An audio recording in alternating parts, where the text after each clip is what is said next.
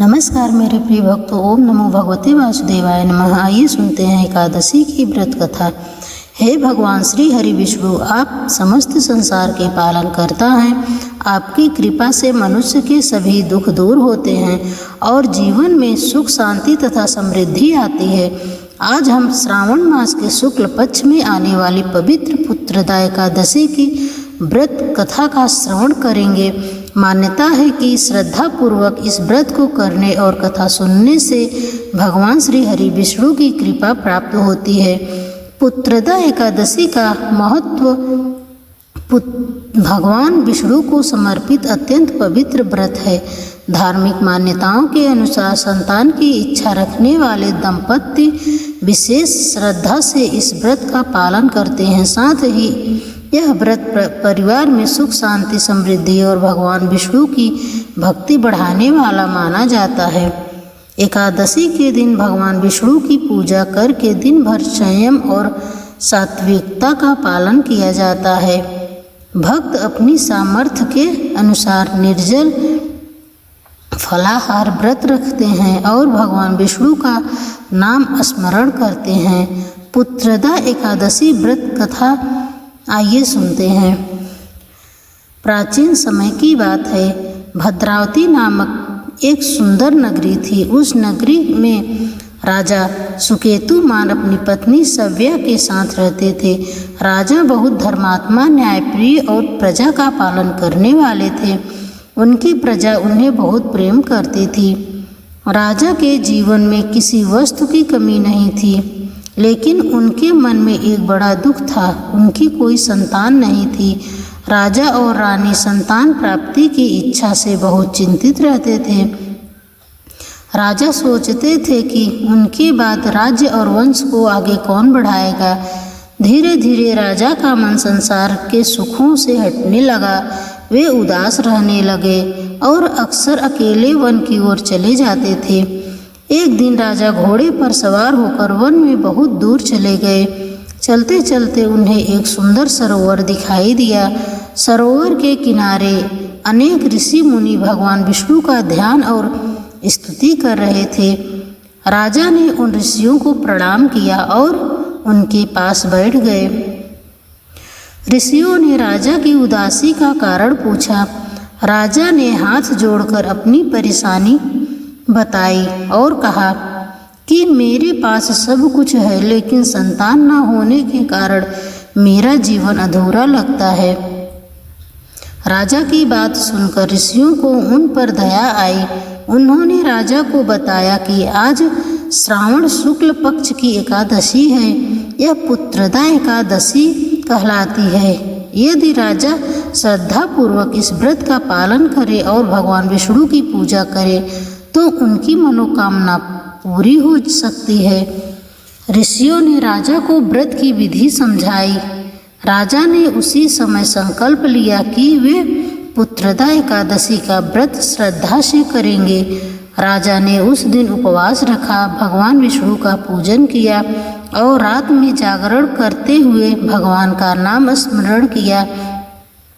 अगले दिन द्वादशी तिथि में विधि पूर्वक व्रत का पारण किया और ब्राह्मणों को भोजन तथा दान दिया। राजा जब अपने महल लौटे तो उन्होंने पूरी श्रद्धा से अपनी पत्नी के साथ भगवान विष्णु की आराधना जारी रखी। कुछ समय बाद भगवान विष्णु की कृपा से रानी सव्या गर्भवती हुई। उचित समय आने पर उनके घर एक सुंदर और तेजस्वी पुत्र का जन्म हुआ। पुत्र के जन्म से राजा और रानी की प्रसन्नता का ठिकाना नहीं रहा।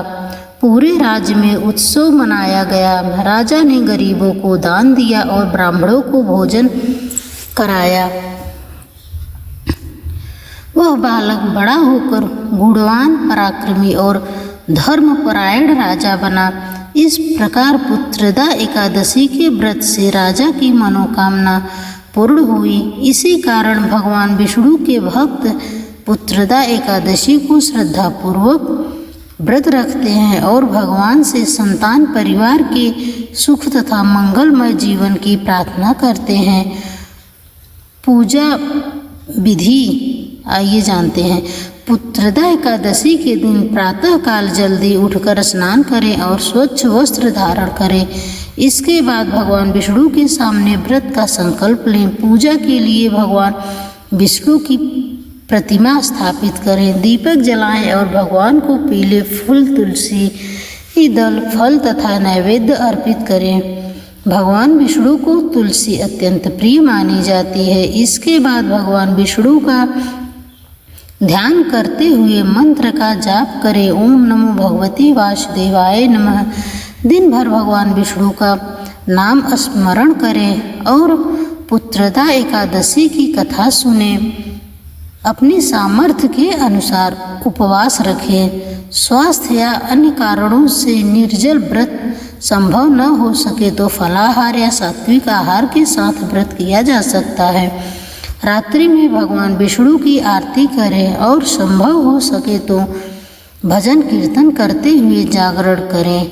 द्वादशी के दिन भगवान की पूजा करने के बाद उचित समय पर व्रत का पारण करें। जरूरतमंदों को भोजन, वस्त्र या अपनी सामर्थ्य के अनुसार दान देना शुभ माना जाता है। व्रत का फल धार्मिक मान्यता के अनुसार पुत्रदा एकादशी का व्रत श्रद्धा और भक्ति से करने पर भगवान विष्णु की कृपा प्राप्त होती है।